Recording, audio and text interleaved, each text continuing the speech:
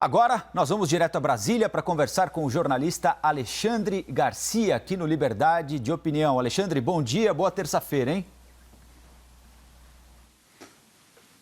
Bom dia, à sua disposição, Colombo. Vamos em frente com os nossos assuntos desta terça, então. Alexandre, começando pelo jantar de ontem à noite entre o presidente da Câmara, Rodrigo Maia, o ministro da Economia, Paulo Guedes, que pediram publicamente desculpas um ao outro por atritos, declarações, algumas ofensas trocadas, especialmente na semana passada. Os dois selaram as pazes em um gesto de reconciliação depois deste jantar na casa do ministro do TCU, Bruno Dantas, intermediado por parlamentares, evento que contou com a presença de várias autoridades. Nós vimos o presidente do Senado, Davi Alcolumbre, outros ministros do governo Bolsonaro também. E separamos aqui, para ilustrar o seu comentário, Alexandre, um trecho do que disseram Rodrigo Maia e Paulo Guedes. Vamos acompanhar. Por divergências, por erros, e assumo os meus, nós fomos nos afastando.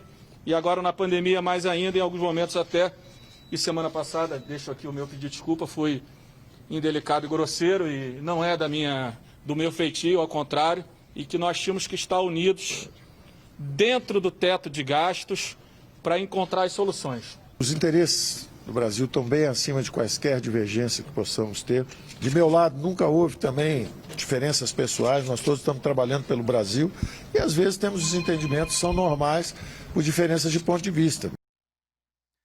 Alexandre, para além das questões pessoais, né, que são importantes, mas ficam restritas aí a Paulo Guedes e Rodrigo Maia, do ponto de vista institucional, está momentaneamente ao menos desfeito o mal-estar? A gente pode imaginar que estes caminhos obstruídos entre o Ministério da Economia e a Câmara dos Deputados voltarão a receber uma troca de mensagens, uma negociação mais franca entre as duas casas, o Ministério da Economia e a presidência da Câmara? O Colombo, eu acho que não fica restrito aos dois, né? Essas brigas de personalidades, personalismos, brigas de egos, porque se espalham pelo país, atrapalham o país. Foi o que eles fizeram, né? Essa cena que eu acabei de ver me faz lembrar o tempo de grupo escolar, quando dois colegas brigavam no recreio e a professora botava os dois na frente da classe inteira e peçam desculpas um para o outro, né? E pediam desculpas, agora apertem a mão, né? Porque lá fora no recreio tinha um cuspido no chão, quem apagar primeiro dá o primeiro tapa, né? Então, essa briguinha de personalidades, personalismos, é ruim para o país, né? Já falei nisso outro dia, estou repetindo. E agora vai continuar, já pediram desculpas de outras vezes, isso pode acontecer de novo. Olha, tem uma passagem dessas falas dos dois que mostra que há coisas sólidas entre os dois. E eu vou ler a manifestação do presidente da Câmara, Rodrigo Maia. Aspas. Tem uma coisa que não prescreve, que é a gratidão. Na minha última eleição, a única pessoa do governo Bolsonaro que me apoiou explicitamente foi o ministro Paulo Guedes. Fecha aspas. Quer dizer, isso está inesquecível para o Rodrigo Maia, cada vez que ele pensa em Paulo Guedes, né? Agora, a outra questão é que houve a narrativa do desgaste de Paulo Guedes, está desprestigiado, né? Está terminando, acabando o Paulo Guedes. E agora vai lá o senador Márcio Bittar, que é o relator do orçamento, da Comissão Mista de Orçamento, grava ao lado de Paulo Guedes dizendo, olha, eu prometo, eu garanto, olha para o Paulo Guedes, não vamos passar do teto constitucional. Aí vai o presidente da Câmara, para Paulo Guedes eu peço desculpas, Paulo Guedes também peço desculpas. Óbvio que isso tem, é o efeito, é o contrário do efeito que causou, né? Agora vem a narrativa, não, foi resgatado Paulo Guedes. Paulo Guedes voltou a estar forte. Paulo Guedes está prestigiado, né? Paulo Guedes tem uma missão que ele dividiu com o presidente Bolsonaro, né? A missão de fazer um país mais fácil para investir, mais fácil para o empresário, mais confiável, com menos insegurança jurídica, né? Com mais capacidade de criar emprego, né? Com um Estado que não atrapalhe, com um Estado que seja ágil e não pesado, né? Essa é a missão dele, que foi atrapalhada. Tudo atrapalhou a nossa vida, esse vírus que veio de fora, né? Atrapalhou, houve uma torcida imensa pró-vírus para ver se quebrava o governo, mas tentaram quebrar o país, nem isso conseguiram, né? E estão aí os dois, né? Que devem ficar alertas também, principalmente Paulo Guedes, que decide logo as coisas, de ler 2 vezes, 3 vezes, pensar, ligar para saber a fonte primária. Não adianta por intermediário. Pode ser fofoca, pode ser lavadeira, pode ser tentativa, óbvio, né? Política de jogar um ministro contra o outro, ou ministros contra o presidente. Então, ele tem que tomar esse cuidado, que o político toma. O Paulo Guedes já disse que entende de economia, mas não de política. Então, ele tem que tomar esses cuidados para evitar esse desgaste, que é um desgaste da energia da negociação para se conseguir a reação legal e econômica ao que aconteceu aí, aos desgastes causados pelo vírus. Agora, não é, Alexandre, o governo pretende entregar a segunda parte da proposta de reforma tributária. Depois desse jantar de ontem, o ministro Paulo Guedes admitiu que a discussão deve voltar. A reforma administrativa no Congresso ainda parada, não tem relator definido. O pacote de privatizações não avançou no tempo esperado pelo Ministério da Economia, né? Até lembrei com o Sidney agora há pouquinho que eu fui a Brasília para gravar uma entrevista com o ministro Paulo Guedes e ele disse que em 90 dias, no máximo, 60 ou 90 dias, eles colocariam na praça 4 privatizações, né? Esse período passou e acabou não acontecendo, até por isso aquela declaração dele na semana passada, né? Olha, tem um conluio na Câmara para evitar o andamento das privatizações. Tem um projeto que permite a venda da Eletrobras, que também parou na Câmara e só deve voltar à pauta no ano que vem. Você concorda ou não, Alexandre, que o ministro Paulo Guedes, ao longo deste período de quase 2 anos, perdeu a condição de superministro? Esses eventos, uma declaração mal colocada contra um colega de esplanada como o Rogério Marinho, o não cumprimento de promessas como algumas reformas, privatizações, aí uma briga com o presidente da Câmara dos Deputados, isso provocou perda de poder do Paulo Guedes ou não? Olha, tem que perguntar para quem botou esse rótulo no Paulo Guedes, ou seja, a mídia, né? Porque eu nunca vi o presidente da República, que é o dono do ministério, que é quem nomeia os ministros, dizer este será o superministro. Nunca vi ele dizer isso, né? Ele deu todo o prestígio para conduzir a economia naquela área, né? Porque tem mais gente trabalhando na área econômica, desde o ministro Tarcísio, que é infraestrutura, né? Ao ministro do Desenvolvimento Regional e assim por diante. Eu não vejo, já que eu não considerava superministro, eu não vejo que ele tenha sido destituído desse superministério, mas você falou aí da Eletrobras, né? Tá difícil isso, tá difícil aquilo, tá difícil a reforma administrativa, a reforma da Previdência já foi engolida aí pelas despesas que o governo federal teve que fazer para que governadores e prefeitos administrassem a pandemia, né? Então, o que é preciso fazer? É mais pizza com o jogo do Palmeiras, é mais café da manhã, né? É mais pizza com o pessoal do Supremo, com o presidente do Senado, é mais café da manhã com o presidente da Câmara, é mais jantar com o ministro da Economia e presidente da Câmara, é mais conversa, né? Tem que conversar mais, né? O Jânio Quadros me disse, lá na casa dele em Guarujá, olha, eu caí, eu renunciei e não voltei, porque eu dei as costas para o Legislativo. Collor foi a mesma coisa, Dilma a mesma coisa. Tem que conversar, o Legislativo é que faz as leis. O Legislativo é que vai aprovar o que o governo pode gastar o ano que vem, o que o Poder Executivo pode gastar. Já está com 96% da despesa carimbada. né? E tem o teto que limita o crescimento da despesa ao crescimento da inflação. Né? Então, tem que conversar com o Congresso. Não tem como, tem que fazer esses jantares. Né? Veja só, o simples fato de ter conversado com o Supremo, pode ser que não, né? Mas coincidiu. O Supremo autorizou a vender 8 de 13 refinarias da Petrobras, por 6-4. Agora, imagine se fosse para o Congresso, estaria lá na mesma situação da Eletrobras. Né? Não ia deslindar a venda dessas refinarias. Né? Então, é isso. Política tem que conversar, né? Com pizza, com jogo de futebol, com café da manhã, com jantar, né? Que é o pretexto para reunir as pessoas na casa de alguém, né? Ou na casa do presidente, ou na casa do presidente da República, do presidente da Câmara, do presidente do Senado, do presidente do Tribunal de Contas, do presidente do Supremo. Né? É isso. Está escrito na Constituição. São independentes, mas têm que ser harmônicos. Bom, houve um outro assunto também tratado no jantar de ontem, o Renda Cidadã. Paulo Guedes e Rodrigo Maia ressaltaram a importância de viabilizar o programa social. Não há dúvidas quanto a isso, nem discordâncias. Maia afirmou que sempre haverá alguma polêmica na hora em que houver alguma proposta sobre de onde sairá o recurso para financiar o programa.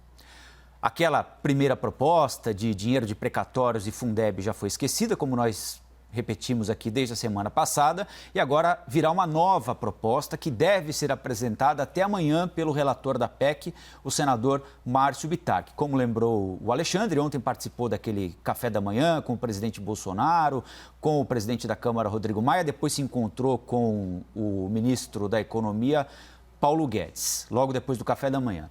Uma das possibilidades cogitadas, e são muitas, não é, Alexandre, seria o fim dos chamados penduricalhos em salários de servidores, o que abriria pelo menos uma parte do espaço necessário no orçamento para pagar ou financiar o Renda Cidadã, cerca de 15 bilhões de reais.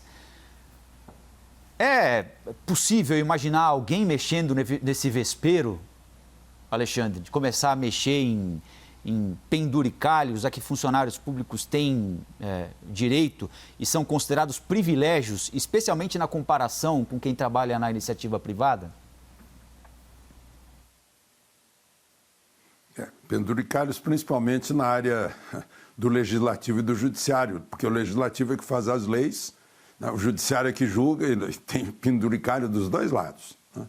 É interessante, eu aproveito para lembrar que essa senhora Balzaquiana aqui fez 32 anos ontem. Ela já está com 114 remendos em 32 anos. A americana tem 232, tem só 7 artigos e 27 emendas. E o problema é que está escrito aqui, né? Você falou em penduricalhos, está escrito aqui, a remuneração é lá no artigo 37, né? A remuneração e o subsídio dos ocupantes de cargos, funções, empregos públicos, da administração direta, autárquica e fundacional, dos membros de qualquer dos poderes da União, dos estados, do Distrito Federal, dos municípios, dos detentores de mandato eletivo e dos demais agentes políticos, e os proventos, pensões, ou outra espécie remuneratória, percebidos cumulativamente ou não, incluídas as vantagens pessoais ou de qualquer natureza, não poderão exceder ao subsídio mensal em espécie dos ministros do Supremo Tribunal Federal. Está escrito. E isso daria 39.293,32 centavos. Mas o próprio Supremo, 2, 3 anos atrás, decidiu que não é bem assim. Ou seja, o Supremo fez mais uma emenda à Constituição.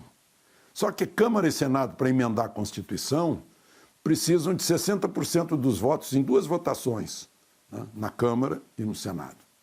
O Supremo intérprete, mas muda. Né? Então é permitido.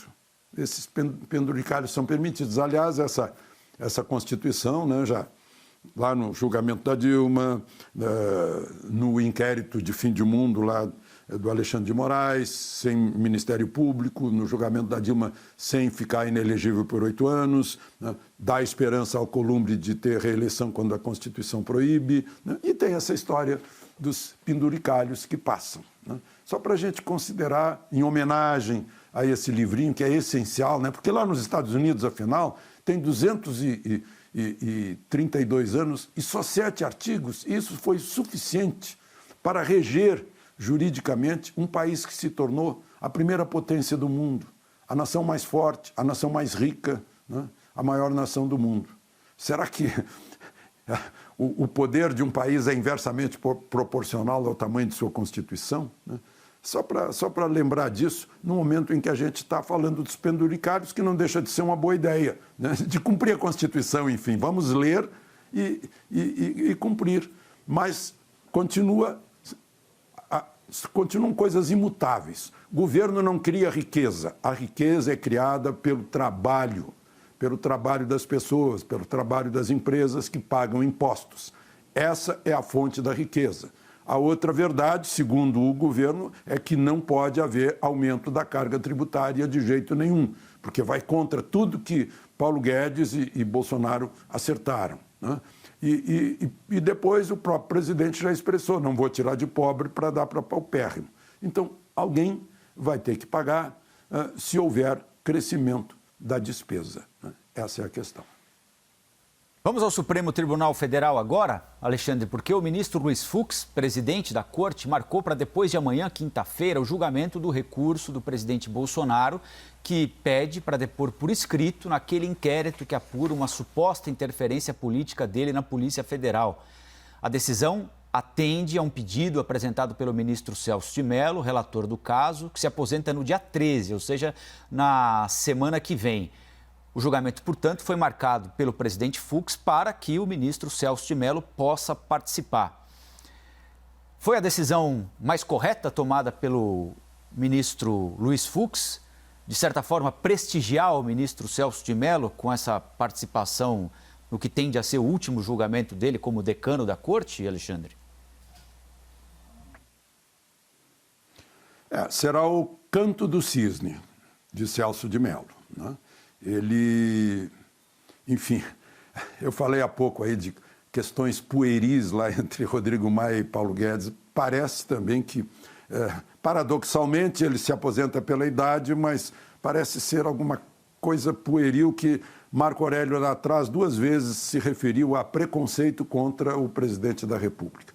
Estão decidindo sobre um direito usurpado do presidente da República, que é o de escolher seus auxiliares, é o de nomear aqueles que lhe são subordinados, dos órgãos que lhe são subordinados. A Polícia Federal é um órgão do Poder Executivo, né?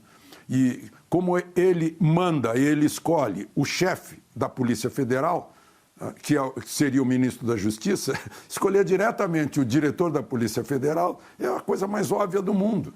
Então, vamos discutir isso. Vamos discutir o absurdo, né? Então, vai ser discutido no plenário. E aí, o plenário é que decide, né?